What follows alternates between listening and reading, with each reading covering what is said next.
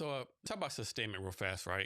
Like, how do you decide like where to source your ingredients from? Like local farmer, big corporations. Like, I'm sure the economics played in like in the same company, but how do you decide how to sustain your ingredients or from? Yeah. So when I first started Moto Pizza in this little 500 square foot house in West Seattle, I imagined myself as one of the great pizza makers, like Frank Pepe Grana in Italy or Don DeMarco in Brooklyn, New York.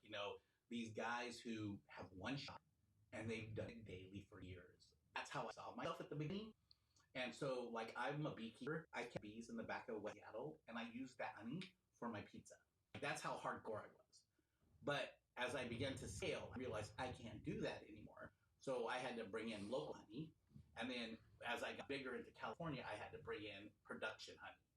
And then as I started to learn technology, I partnered with these guys who take all the ingredients of that the bee uses to make honey, the path of the bee, and biomimics what the bee makes to create honey that is real honey, but it's not made by a bee. So I utilize that technology to create something that is just as high caliber as real honey, but it's made through technology.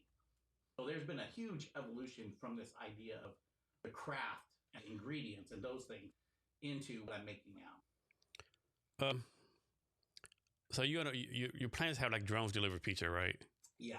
I remember like it might be like 2 years ago, everyone said, "Oh, Amazon's going to deliver packages of drones," right? But it really hasn't happened yet, right? Why do you think there's been like this last technology of drone delivery? Well, what I think, this is my opinion, and frankly, I don't shit, but from what I've seen is it's just been more of the regulatory um, governance that are keeping this stuff slow. So Amazon is going to start delivering. Walmart is going to already delivering in Midwest drone delivery. So it's beginning to happen. We've been approved by the FAA with partnership with Zipline to begin drone delivery in here on the east side, but it's been a slow roll because there's so many safety factors in these dense populations. Like here in Seattle, for example, we have the private airlines out of Lake Union. We have all the medical helicopters flying into First Hill. And then, of course, we have Boeing Airfield. And then we have SeaTac Approach comes right over Seattle. So there's a lot going on, right? And so there's a lot of regulatory things that slow these things down. But I definitely see, paths being made to make it a little bit easier for technology because they see the answers to a lot of things, problems. But I think the governments, both city and federally, are starting to make way for it. So I think we're going to start seeing really quick things happening. But what does it cost to have a sustainable business, right? Because it is a cost to it, right? Absolutely. Yeah.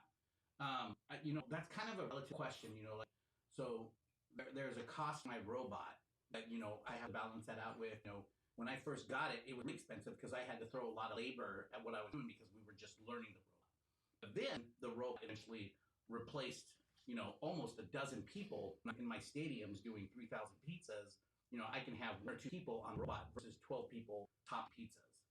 So there's an initial cost, and of course, I think the price of technology is coming down, right? So it's going to be easier. It's just difficult when you're kind of the trailblazer, so to speak, right? The outlier trying these different things. So, but I love the challenge, so I'm really into it. And I like to say I operate analog, but I also operate technology facing forward. And so if something happens with technology, my system's so strong, I can operate analog if something goes down. So while I operate analog, I can run parallel with technology. And if something goes down, I flip back over to analog. So people used to always say fast food is fast and cheap. It's no longer cheap. No. When did fast food stop being cheap and why? Well, boy, that's a complex question you're asking there, brother. I think it has a lot to do with industry and greed and money making, and the scarcity of sources, as they say. But I think people are coming back to like whole food, like we're seeing a lot more like victory gardens, like we saw after World War II. People are starting to be really into farmer markets running strong. Farmers being paid well through the farmers markets, right? The guy that I get my flour from, Kevin, with Karen Springs, he's taking ancient grains from Europe and teaching the indigenous of Northwest how to grow grain. and with no chemicals or the grow things they use for growth. He's buying it back from them at higher than market prices to lock them in with him. Like those are the things that are happening to where those everybody wins, and that's the direction that we need to go. Right now, I think profitability is where it kills us all. So that's my answer to that. I could be wrong, but I don't think I am. Is there a certain food culture that has influenced you most? Yeah, you know what? I would say yes. And I think when you say food culture, um, I want to say kind of like the underground, the guys who are doing things on a really small scale that are, going viral with what they're doing. It's kind of changing the game a little bit. Like I saw at first, these guys are, during COVID, a lot of things were happening that were super influential in food. And, um, the pizza makers, especially, right? A lot of them started doing it in their windows, so to speak, and did some really new, crazy stuff with dough and flour and really being experimental. So I would say the grassroots small producer who is super experimental has had most influence on food right now. There's I'm going to Japan in October, and there's some really cool um, food things going on there that are kind of mind blowing. Like fermentation is something that's really interesting to me, and there are people that are experimenting in fermentation on a small scale that is mind boggling on food. So yeah, I definitely love what the smaller people are doing and experimenting with on a grassroots level. So, what year did you start this company? 4 years ago.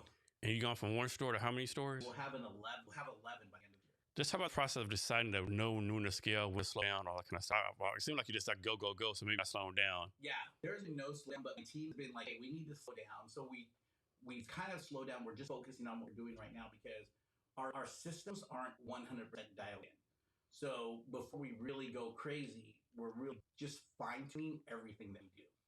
From our training, like for example, with our training on pizzas, we now have these beautiful catalogs on exactly how much goes on what pizza, how we weigh it, and like just super fine details on how we do everything.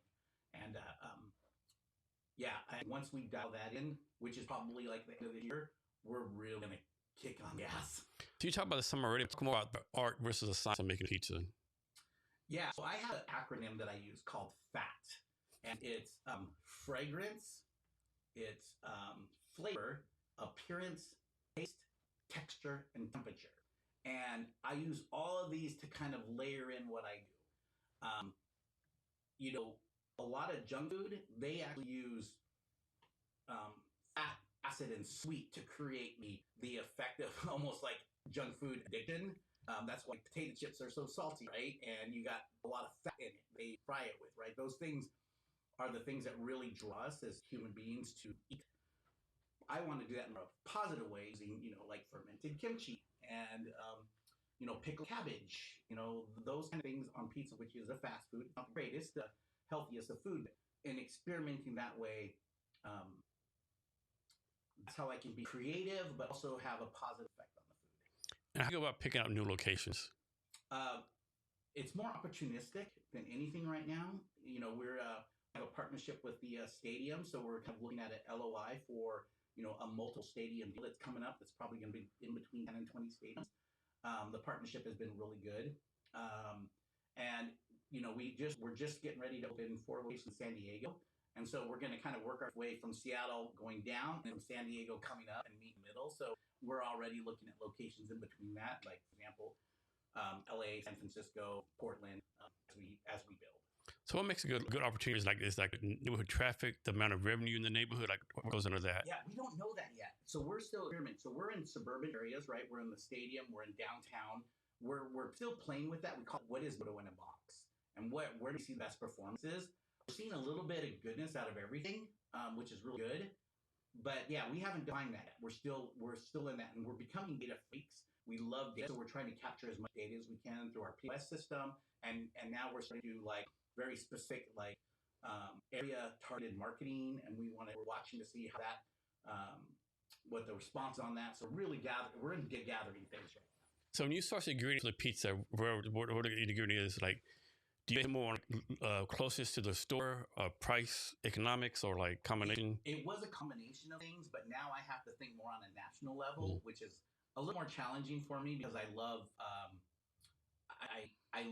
sourcing local. I used to have Matt, who was wild forager. I think that's his tag. But to get a lot of stuff from him, and he literally foraged all the things.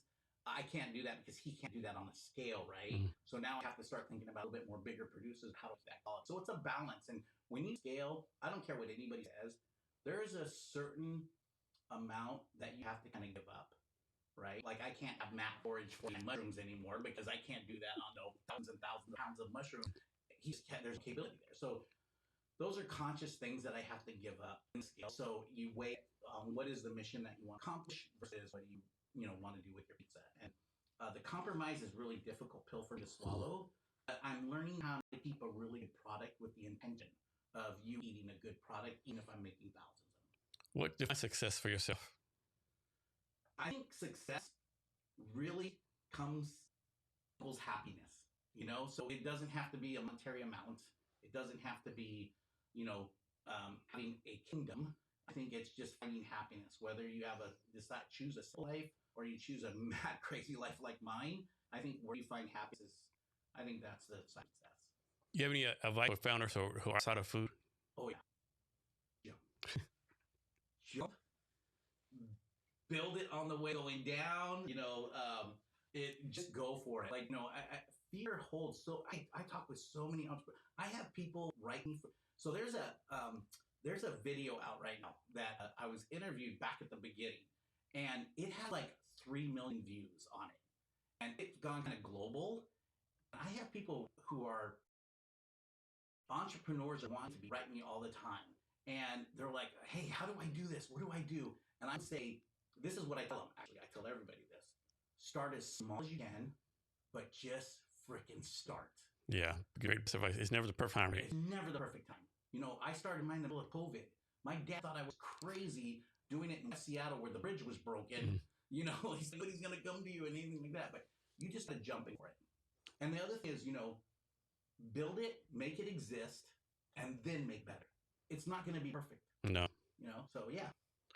What's something that when you first started, it was like kind of hit your butt, like, man, I really struggled. But now today, like, man, what's wrong with me? That's that's probably the thing I could have done back then. That is a really good question. I can easily answer that. I thought your personal labor equals your success.